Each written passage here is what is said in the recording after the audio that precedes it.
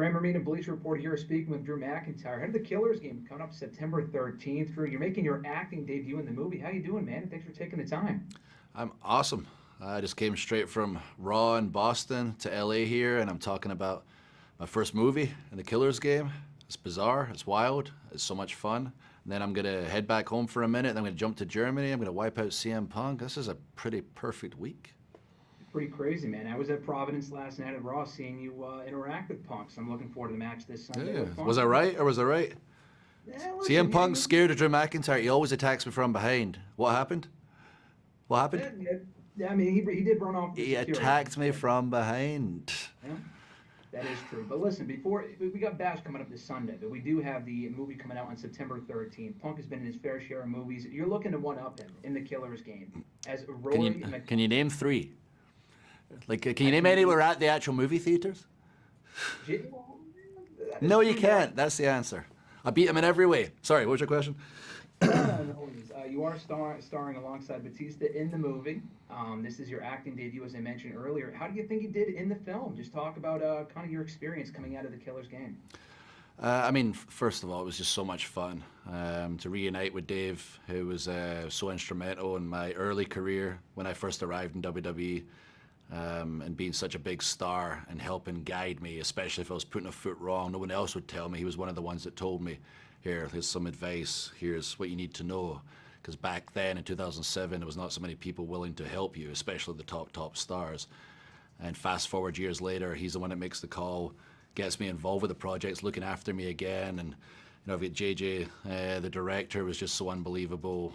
Scott Adkins played my brother, the whole crew, just everyone was unreal. And I went in not knowing what to expect, and I came out like, wow, I had so much fun. This is not a world I necessarily saw myself in, especially during the peak of my career, but now I certainly can, and I'm excited about it. Going into a movie like this, and obviously you've been with WWE doing the pro wrestling thing for over 20 years now, but going into the acting realm, obviously very different, a lot of similarities there, but like on your end, were there any misconceptions? Like you're going into it thinking, this is going to come easy to me, or maybe not so much. What misconceptions did you have coming out of the film? Well, I certainly never thought it was going to come easy to me. It was quite the opposite of, oh man, this is going to be totally different, and I don't know what to expect. And I guess most people would have the thought of, I just hope I don't suck more than anything. But as soon as I got there, Dave was right on the scene, asking me if I was nervous. I told him yes. He told me he was nervous, which blew my mind after all the success he's had, all the diverse roles. In big movies that he's been part of, so that helped relax me initially. And once I got in front of that camera and I saw that red light, my whole body just relaxed. I've basically grown up in front of the world on camera, and that's my comfort zone. And as soon as that red light went on, I just relaxed instantly. I had fun with the character. JJ is right there, just motivating me the whole time. And allowing, kind of like in WWE, a lot of improv, a lot of freedom to just really go for it and be yourself. And the character is a big Scottish, brute that uses a lot of Scottish slang, a lot of swears. Isn't far off the real me. So it was so much fun to do. And seeing it back, it was weird because I enjoyed the movie. And then I saw myself and I was like, okay, I seem relaxed. I seem okay. Let's see what the public think. So you were filming this movie last summer as Rory McKenzie, obviously, as you were just talking about. And then you come back to the WWE world soon after, teasing the heel turn, the bad guy stuff. I was doing both at the same time. I was on Raw, then Budapest, Raw, then Budapest. Wow, that's crazy. And I feel like, well, with the filming for this role coming first, obviously the movie coming out now, you just mentioned, I feel like there is some similarities between your character in this movie and a lot of what we're seeing currently in WWE. On your part, is that intentional? What similarities can we draw between Rory McKenzie and Drew McIntyre on WWE television? I mean, I don't know if I can compare the two that much. Just as far as the personality, I feel like you come out of your shell. Yeah, they both live their truth, let's say. That's very important to me in any aspect of my life. And, I can see working on Killer's game, wherever I can inject some certain level of truth, and I know going forward, whatever project might come my way, I'll find something that I can hang my hat on it. That's my truth. But for Drew McIntyre, me, it's all my truth. Everything I say, I 100% believe is based in fact. I defy anybody to say you lied here or you were a hypocrite here, you weren't justified there, or this wasn't caused by trauma there, and there's not a logical explanation for what you do, because I'm very particular about the character, very particular about telling the truth. Even last night, you were in Providence, I almost did a bit, like it was in my head, like it could be funny, where I ask the people, tell people I don't really talk about sports much out here, American sports, but I follow basketball. And since I'm in Providence, we're close to Boston. It just happened in June. I'm going to tell you I'm a Celtic fan. Imagine the cheers that would have happened if I said that. Oh, yeah. And I would have said, I just want to prove a point. That's how easy Punk lies to you all. But then at the same time, I was like, I just don't want to lie. Like, that's not what my character is. I tell the truth. And even to just prove a point that Punk lies that easy to you, and it would have been a fun moment for the crowd, I decided, nah, I'm not going to do that because I just don't want to lie. That's not the character. I feel like the pathos with everything you're talking about, the character that we're seeing currently in WWE TV, a lot of it, just in my own opinion, rooted in movies, television, obviously the Killer's Game as well. Was there anything kind of the reversal of what I asked earlier that you took from filming this movie that you now incorporate into your character in WWE? Maybe thinking at things or looking at things from a different perspective, perhaps. Yeah, perhaps. And it's not something I consciously thought about, but bringing it up to me right now, just the timing of the two and the character evolution, yeah, absolutely. The lessons I learned from, JJ, Dave, Scott Adkins, who plays my brother, and just how they did things and discussed things and took a step back outside of, okay, this is what we're doing, let's look at it from this angle. Yeah, I certainly do that. And that's a kind of across the board, I guess, in WWE as well. Like the way the creative process is now is very much open for, this is what we're thinking. What do you think? Is there something different? And I always, and again, the movie set and the way those guys think about things probably made me think more this way is, okay, this is the way it is. Let me step over here and look at it. Let me step over here, look at it. What if we did this? No one's going to see this coming. And it's going to get an emotional reaction, which is the number one thing we want in our world, but also in the movies. We want you to feel something. Without giving anything away, I saw the movie earlier today, and I feel like any wrestling fan, they'll go out of their way to watch this movie. Anyone familiar with Batista's career and your career as well, they might pick out some moves in the scene that you guys share in the film. From your end, do you know, was that intentional? I may have seen a Claymore kick here and there, maybe a Batista bomb. I don't know if that was intentional. Anything you can share on that end?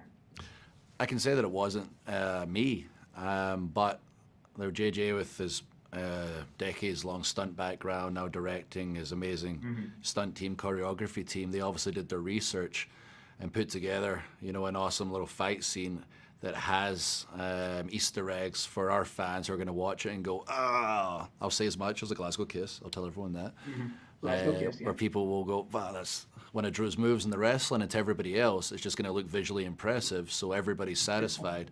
But it's also servicing our fans, which is cool that the guys obviously went out of their way to place those moments for our fans, which are numerous across the world. It's cool that you mentioned earlier that you were doing both at the same time, leading into the match with Gunther last year at SummerSlam, going back and forth, and you weren't gone for that long. But still, some people take months off at a time. You were doing both. You were pulling double duty. And this was obviously during that period where, websites running wild. Is he staying? Is he leaving? What's the contract status? Obviously, we found out earlier this year you did renew for another couple of years at least. Talk about that and just the factor that the Killer's Game played and your decision to stay and maybe hold off on signing a new deal as far as doing more projects like this, because sometimes you may not get that creative freedom working under the WWE umbrella. Yeah, I don't know if that necessarily played into things like the way things are now, and WWE is very open to, okay, what's the project? How does this help them, help us grow the brand? If everybody wins, they're very much want to be part of it. And this was a layup, and I'll always be involved with layups. I'll never do something I think is going to hurt me or hurt the company. So that really never factored into it. It was hilarious that my contract seemed like the only freaking contract that was on the internet every week for like a year straight. I was like, we've got other people, in this company, their contracts are, why is it always mine? It got to a point where, it was family. Like, I need to take time off. I've never taken time off. I've spoke about it publicly. My wife's sister passed, and it was a very difficult time for our family and her mother. And I said, okay, I've never taken time off in my life. I came from school to WWE, to getting fired, to working harder than ever, to come back to WWE. And she's been waiting 7 years for a honeymoon. we're 52 weeks a year, and I'm a crazy person when it comes to the workload. She's been very supportive, and when that tragedy happened, I was like, I have to take this time off at the end. That's the way it's going to go. And as time passed, you know, we got into the the character transition. Things were really clicking, and you know, her mother and herself are living to learn with to live with the new normal. And even though I was very much of the mindset of I'm going to take some time at least, it got to the point where I was like, okay, let's revisit this. My wife and I talked about it, and she basically said, now's not the time to be going anywhere. Let's figure things out. And thankfully, you know, Nick Khan, Triple H were amazing about it. They're very understanding about the family aspect and what I need from the company right now, what I need from my family right now, what I need for perhaps outside projects right now. And we figured everything out, and everyone saw the video. You know, Rock sent a nice little sword to celebrate the signing, and a nice little note as well. And to look at 10 years ago when I was fired from WWE because I didn't have a spot for Drew McIntyre, and then now we got to that point where we're having those talks and figuring things out so it works for everybody, and been part of my first movie. It's awesome, and a testament, I guess, to hard work, self-belief, and I tell everybody, whatever your goals, dreams are, if you put everything into it, leave no stone unturned, you're accountable to no one else but the person in the mirror, you can achieve anything. I feel like between what we're seeing in the Killers game and what we're seeing right now in WWE, you would just have more fun being a heel. I mean, you did a great job of carrying the company as the top babyface, the top good guy during COVID, and you excelled in that role, obviously. But just as the bad guy, between what we see right now on Raw, like last night, and in the movie specifically, people will see it. Is it safe to say, like, you're in your element as a bad guy, not only right now, but just in general? I still wouldn't say I'm a bad guy. Some people might want to call me a villain. Sure. Because of my methods, but I never ever lie. Okay. But yeah, I mean, bad guys do have more fun, and the truth is, in the role I was prior, like you know, the kind of company guy, top babyface, especially during the height of the pandemic. They expected certain things from their top good guys at the time, smiling no matter what, even if you just lost the title and somebody did something horrific to you or your friend, and you just keep out going smiling. That's not the real me. That's not how I deal with things in real life, or how people in general would probably deal with those situations.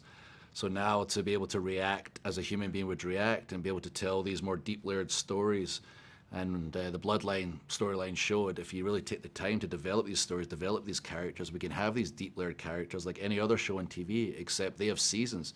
We're non-stop all year. We can go so deep with these characters if we truly lean into it, if you truly know who you are, and creative know exactly who you are. We can tell these amazing stories that make people feel like happy, sad, pissed off.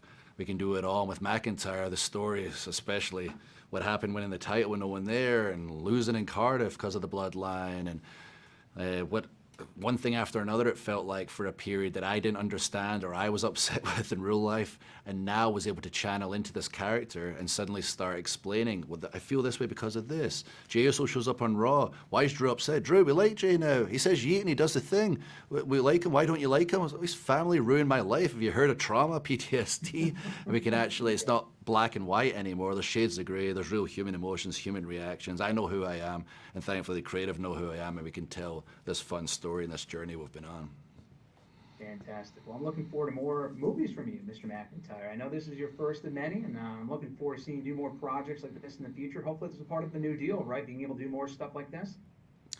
Let's see what the future holds, but I'm excited about it.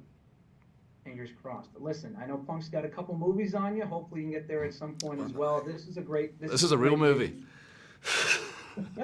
It's got a premiere and everything.